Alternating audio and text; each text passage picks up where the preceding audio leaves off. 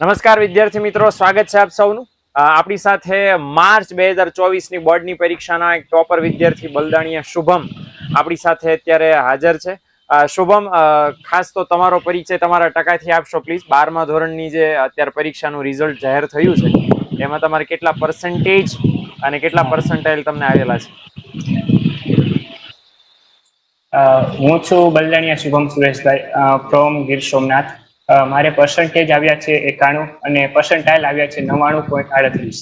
Okay, મતલબ A1 grade છે બોર્ડની પરીક્ષામાં. યસ સર, A1 સરસ ગ્રેડ સરસ, છે. Very good very good, congratulations. Thank you sir. અને બસ ખાસ જાણવું એ છે કે રોજ 12મા ધોરણમાં આજે બોર્ડની પરીક્ષામાં A1 ગ્રેડ આવ્યો છે તો રોજ કેટલા કલાકની મહેનત હતી આ ટકાવારી લાવવા માટે? એકચ્યુઅલી સર સ્ટાર્ટિંગમાં તો આમ લાઇટલી મહેનત કરતો હતો હું, કે વિદ્યાકુલના આપણે વિડીયોઝ જોઈને એનું હોમવર્ક કરવાનું ઘરે. બસ ત્યાંથી આમ ધીમે ધીમે એમ કર્યું. પછી જેમ બોર્ડ આવતી ગઈ 5 ક્લાસે ગભરાટ જેવી થવા માંડી. આપણે ડિસેમ્બરમાં આપણે સ્ટાર્ટિંગ વાંચવાનું લેક્ચર્સ વધતું ગયું. તો ત્યારે થોડીક મહેનત વધારી દીધી. અને લાસ્ટમાં છે આપણા આઈએમપી જે પ્રશ્નો છે અથવા તો આપણી જે ચેનલ છે એ કેટલી હેલ્પફુલ થઈ તમને? સર, હું જેમ તમે ભવિષ્યવાણી ને એમ બધા લેક્ચર્સ લાવ્યા હતા એમ જ હું તૈયારી કરતો હતો. કે તમે માની લો તમે પહેલા 10 પ્રશ્નો આપ્યા કે આ પ્રશ્નો કરવાના એમ, તો એ પેલા કરી લેતો. તમે જ્યાં સુધી સમય આપતા પછી એમ કહેતા કે હું મોટા પ્રશ્નો પછી આપીશ, તો બસ તેની રાહ જોતો એમ. મેં બહુ વધારે કઈ કર્યું જ નથી એમ, તમે જેમ કહેતા ગયા એમ કર્યું હતું. Okay, done. અને આ આપણું કઈ પ્લેટફોર્મ છે, વિદ્યાકુલ એપ્લિકેશન છે, આપણી યુટ્યુબ ચેનલ છે, આની જાણકારી કઈ રીતે તમને મળી? એકચ્યુઅલી સર, હું તો 10મા ધોરણથી વિદ્યાકુલ એપ્લિકેશન જાણું છું, પણ બાય ચાન્સ હું 10મા ધોરણમાં પેડ લેક્ચર નથી લઈ શક્યો એમ, એટલે જોઈન નથી કરી શક્યો. પરંતુ મેં શું કહેવાય, મારા પપ્પાને રિક્વેસ્ટ કરી છે 12મા માટે કે મારે લેવું છે, મેં સારું પ્લેટફોર્મ છે. પછી એમ કહીને પપ્પાને મનાવ્યા અને મેં જોઈન બેચ કરી એમ. ઓકે, એટલે 11-12 મને જાણકારી 10મામાં યુટ્યુબ માંથી જ મળી હતી. Okay, done done. ના, ઓનલી 12 જ. 12મામાંથી ટોપર બેચ જોઈન કરી હતી. અચ્છા, આમ આશા હતી કે A1 ગ્રેડ આવી જશે? સર, સ્ટાર્ટિંગમાં તો નથી, પણ જેમ જેમ મહેનત વધતી ગઈ એમ લાગતું હતું કે આવી જશે. ઓકે, સરસ સરસ. શું આગળ હવે 12 પછી આવું સરસ રિઝલ્ટ આવ્યું છે, 91% આવ્યા છે બોર્ડની એક્ઝામમાં, તો પછી હવે આગળ શું કરવાનો વિચાર છે? સર, હું ગવર્મેન્ટ એક્ઝામની તૈયારી કરવા માંગુ છું. જીપીએસસી ના ક્લાસીસ તો હું જોઈન કરી ચૂક્યો છું, પણ અત્યારથી હું તૈયારી જે છે સ્ટાર્ટ કરવા માંગુ છું એમ. ને બાજુમાં વિથ ડિગ્રી માટે બીકોમ કરવા માંગુ છું. સરસ સરસ, વેરી ગુડ. અને મમ્મી પપ્પાને કેવો આનંદ થયો રિઝલ્ટ જોઈને? મમ્મી પપ્પાને ખબર પડી કે આવું સરસ રિઝલ્ટ આવ્યું છે, તેમના ચહેરાના હાવભાવ કેવા હતા? અરે સર, બહુ આનંદિત થઈ ગયા મમ્મી પપ્પા. મમ્મીના આંખોમાં તો આંસુ આવી ગયા હતા કે વાહ બેટા વાહ એમ. પણ પપ્પા જે છે આમ થોડુંક વધારે મારા પાસે અપેક્ષા હતી એની કે થોડુંક વધારે આવી શકે તેમ. હજી વધારે, હા, ટિપિકલ આપડા પપ્પા હોય ને કે 91 આવ્યા, હજી 92 આવી જાત એમ, હે ને?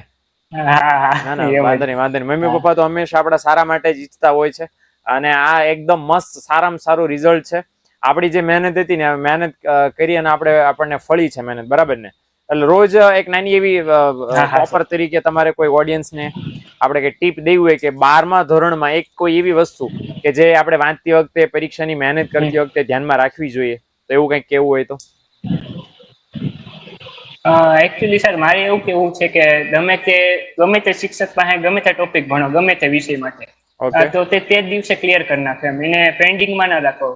બાકી તમારે જેમ જેમ પેન્ડિંગ રહે એમ તમારા માથે બોજો વધતો જશે એમ. મેં ખુદ અનુભવ કરેલ છે 12થમાં, એટલા માટે. રોજનું કામ રોજ કરવાનું ટૂંકમાં. રોજનું કામ રોજ કરવાનું. આરામથી આમ 12th કે આમ બોર્ડ કાંઈ મોટી શું કહેવાય પરિભાષા નથી, આમ એ સેલિમ છે એમ. ઓકે. અને ભાઈ, તમારું શું માનવું છે? આપણી આ જે ચેનલ છે, યુટ્યુબ ચેનલ પણ આપણે ચલાવીએ છીએ, ઓલરેડી ટોપર બેચ પણ ચલાવીએ છીએ, તમને 12માની તૈયારીમાં કેટલી યુઝફુલ થઈ? સર, સાચું કહું તો બહુ જ યુઝફુલ થઈ છે, કેમ કે એના આઈએમપીસ અને જેમ કે તમે સપોર્ટ કરતા હતા કે થઈ જ જશે એમ, તો એ રીતના હું કાફી મોટિવેટ થયો હતો એમ. જેમ જેમ બોર્ડ નજીક આવતી તેમ આપણે શું થોડું કોન્ફિડન્સ ડાઉન થતું છે કે હવે એમ એવો પ્રશ્ન થતો. પણ તમે જેમ ઓલું વચ્ચે એમ કહીએ ને કે શું કહેવાય ભીષ્મ પિતામહ બની ગયા મારા માટે એવી રીતના. અરે ના ના બેટા, મહેનત તમારી છે અને કોંગ્રેચ્યુલેશન અગેન ફરીવાર. આવું સરસ મજાનું રિઝલ્ટ લાવ્યા છો, મમ્મી પપ્પાનું નામ રોશન કર્યું છે, સ્કૂલનું નામ રોશન કર્યું છે, આપણી ટીમનું નામ રોશન કર્યું છે, અને ભવિષ્યમાં જે તમે જીપીએસસી ની વાત કરી, રાઈટ? ઓકે, તો જીપીએસસી માં સારામાં સારા માર્ક્સ સાથે પાસ હા થાવ, સર. ક્લાસ 2 નહીં ક્લાસ 1 ઓફિસર બનો, યુપીએસસી માં પણ એટલા જ સરસ મજાનું રિઝલ્ટ લાવીને માતા પિતાનું નામ રોશન કરો એવી ભગવાનના ચરણોમાં પ્રાર્થના. અને મને આશા છે કે આવું જે સરસ મજાનું રિઝલ્ટ છે ને આપણું, આવું થેન્ક સરસ યુ. રિઝલ્ટ, બરાબર ને, એ આવનારા જે હા હા વિદ્યાર્થીઓ છે સર. ને આ વર્ષના, એ લોકોને મોટિવેશન આપશે. જો મહેનત કરી હોય તો આવું સરસ મજાનું રિઝલ્ટ આપણું આવી શકે, બરાબર ને? ઓકે, તો પાક્કું વિદાય પાક્કું. લઈએ. સરસ મજાની વળી હા પાછા આપણે મળીએ. હા સર. થેન્ક નમસ્કાર. You sir. નમસ્કાર. ચલો મળીએ દીકરા. ઓકે, ક્યાં હા કઈ જગ્યાએ તું કઈ હા. સિટીમાં છો? અત્યારે તો હું રાજકોટ આવ્યો છું સાહેબ. અચ્છા, નહીતર સુરતમાં છો તું? ના ના, હું ગીર સોમનાથ નું છું. ગીર ઓકે, સોમનાથ ગીર તારાડા તૈયારી ગીરમાં કરવા માટે રસોઈ કરું. રાજકોટ ગયો છો? એટલે ના ના, એવું છે ઓનલાઈન ક્લાસીસ હું કરું છું. આ તો સામાજિક પ્રસંગને લીધે રાજકોટ આવ્યો. અચ્છા ડન. એટલે અત્યારે પેલું જીપીએસસી નું કોચિંગ છે એ પેલી કઈ ઇન્સ્ટિટ્યૂટમાં ચાલે છે? અત્યારે તો અત્યારે ઇન્સ્ટિટ્યૂટ એટલે આપણે અમદાવાદ જે છે ને ચહલ એકેડેમી એક એમ કરીને છે. હા હા હા ચાહલ એકેડેમી, હા હા CHAHAL એવું કંઈક હા નામ હા, છે. ચહલ એકેડમી છે. તેમાંથી ઓનલાઈન ક્લાસીસ ચાલે. ઓકે ડન ડન, હા કાંઈ બેસ્ટ ઓફ લક બેટા. બોર્ડની પરીક્ષા માટે, સોરી રિઝલ્ટ થેન્ક યુ માટે સર. ફરીવાર કોંગ્રેચ્યુલેશન. અને ફ્યુચર માટે બેસ્ટ ઓફ લક. મળીએ ભવિષ્યમાં, થેન્ક યુ સર. ગમે ત્યારે આવશું ત્યારે ફોન કરશું. ઓકે પાક્કું પાક્કું સર. ઓકે, ચાલો મળીએ. ચાલો.